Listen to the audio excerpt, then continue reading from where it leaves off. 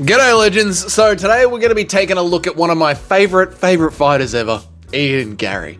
Every single time this dude opens his mouth, it becomes harder and harder to like this guy, doesn't it? I honestly don't know which direction this guy thinks he's taking his career in. I don't know who is a fan of this dude, but he has made some recent comments about JDM getting the title shot, and I just straight away, like, as an Aussie who is a massive JDM supporter, and I believe that JDM is going to be a future top 5 GOAT. All right, maybe not a top 5 GOAT, but I believe JDM is at least going to become a UFC champion. I might be a little bit biased, okay, when I'm looking at this situation and what he said about JDM getting the title shot, and there are people that agree with Garry and what he's saying. So we're going to take a look at that in today's video. I'm going to be looking to your reaction to this one, guys. You know, again, there are people out there that agree with what he is saying. So firstly, let's take a look at exactly what Garry said about he was absolutely livid.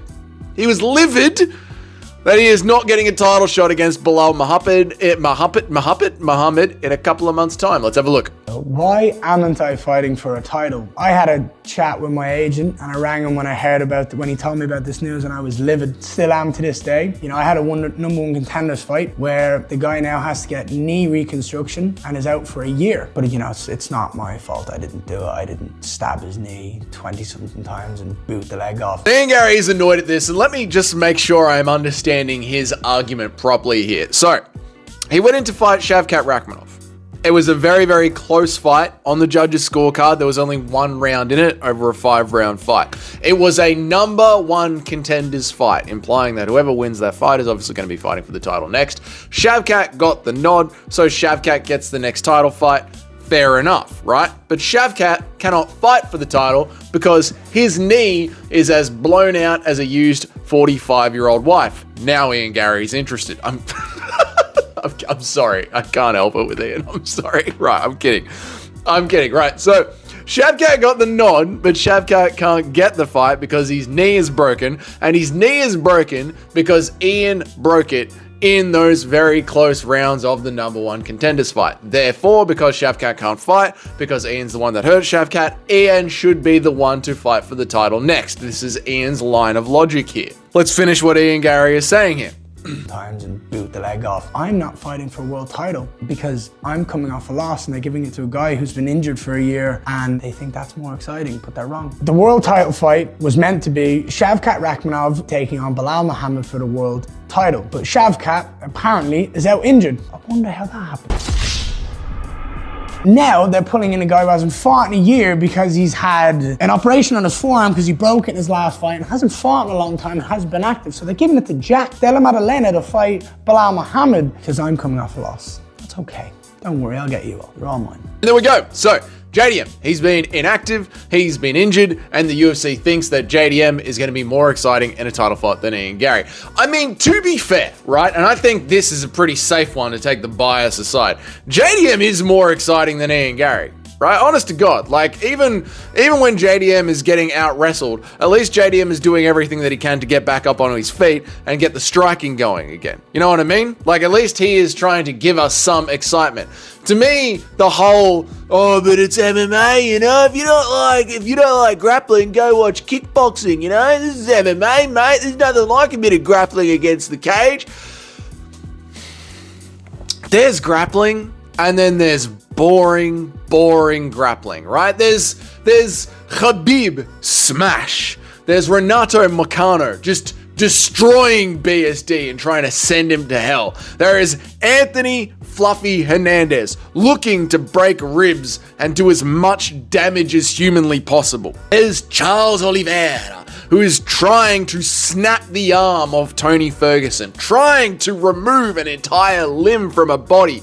There is fun grappling, and then there is boring, pay-per-view killing, mass fan exodus. Literally, fans are leaving at droves unforeseen before, where it is hold them up against the cage, knee the upper thigh, get a body triangle, Garry, get a body triangle on MVP, and hold on for dear life for 15 minutes. It sucks, and it is horrible to watch for the fans. And it's not just the grappling really that sort of suffers from this dichotomy, this is it fun or is it not fun, right? There is also boring strikers. There's boring strikers as well. I think we all pretty much agree that Israel Adesanya versus Yoel Romero, Israel Adesanya versus Jared Cannonier, Israel leg kicks Adesanya from range is boring at hell and it puts us to sleep and we hate it.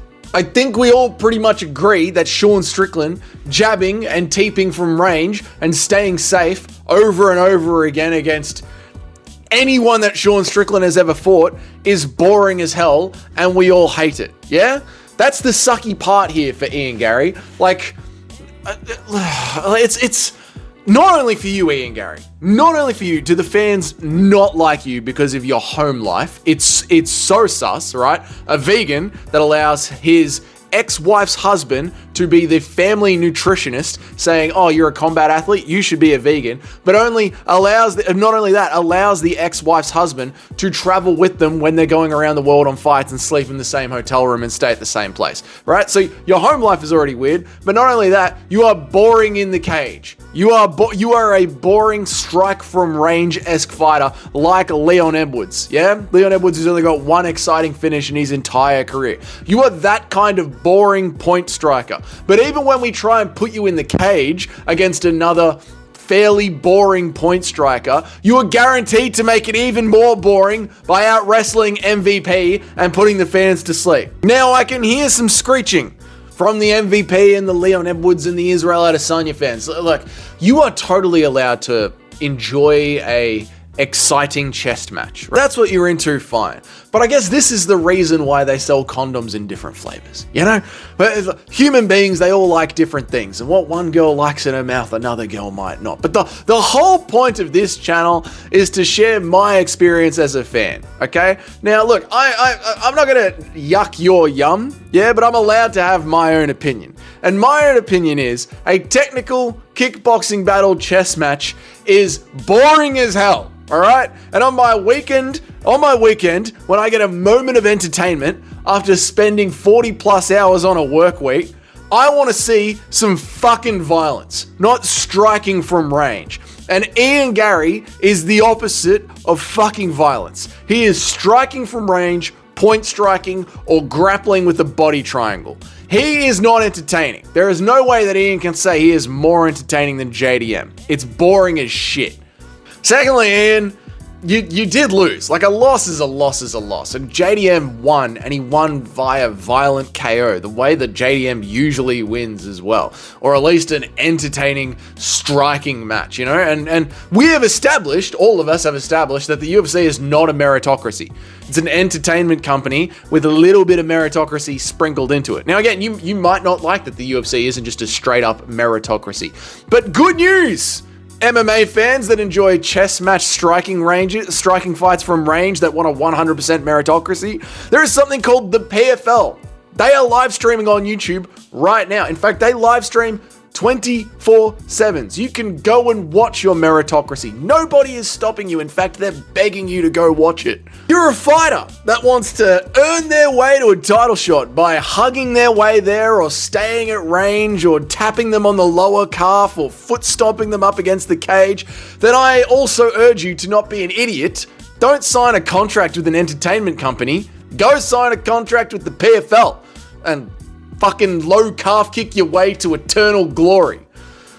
But anyway, I clearly digress. The thing is, I clearly think Ian is being delusional. He lost the fight. He's not more entertaining than JDM, but people seem to be with him. Like, there are people, lots of people, agreeing with Ian Garry here. They think he should be the one next up and it shouldn't be JDM. I mean, when you look at both their resumes, I guess the problem that both JDM and Ian Garry have is they don't have great names under their belt, right? JDM has Kevin Holland, which is aging worse than the PFL saying Bellator will continue to operate. And he has Gilbert Burns, you know, not the highest ranked bloke in the world today, when JDM fought Gilbert Burns, fair enough. Ian Garry, he's got Jeff Neal. That's not bad at all. MVP, who I think we can say is a certified cam crusher, right? And he has a loss to Shavkat, yeah? Like, I can hear the screeching already about saying MVP is a certified cam crusher.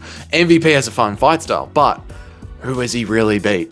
MVP has crushed cans in the lower leagues, and he outstruck someone with one eye. that I have been saying was always going to get fraud checked. Anyway, this seems to be the big problem with Colby Covington and Kamaru Usman sitting on their ranking spots. This is the problem with it. Because while those two were sitting on their ranking spots, Ian Garry and JDM were trying to rise up the rankings. And without those two being active at the time that they were rising up their rankings, it really hurts their resume now when we get to the day where we're arguing who should be the one next up for a title. This is why rank squatting needs to be punished. Like, quite frankly, next Tuesday when the rankings come out, Kamaru Usman should be stripped. And if he wants to ever fight again, he should fight somewhere in the 10-7 range. You shouldn't be rewarded for sitting on your ranking for over a year. So, I think Ian Garry is absolutely crazy. A loss is a loss is a loss, plus he is not more exciting than JDM. So, but I might be wrong here, because again, people are agreeing with Ian Garry. So, we are going to squeeze out a poll down in the comments. I want you to leave a 1 if you think JDM deserves this short notice title shot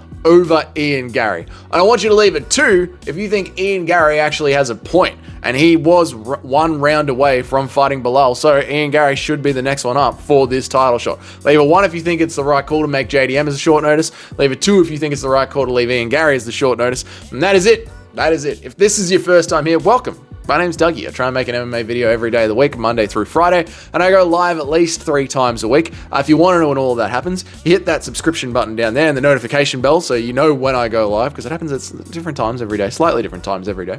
And if you are already on board with the channel and you enjoyed this video, please leave a like. It's a big, big help. And if you're one of the paying members of the channel, thank you so much. I appreciate you guys so, so much. Your names are up on the next slide. Eric, your name is there as well. See if you can spot it. And until then, I will see you all in the next video. Bye.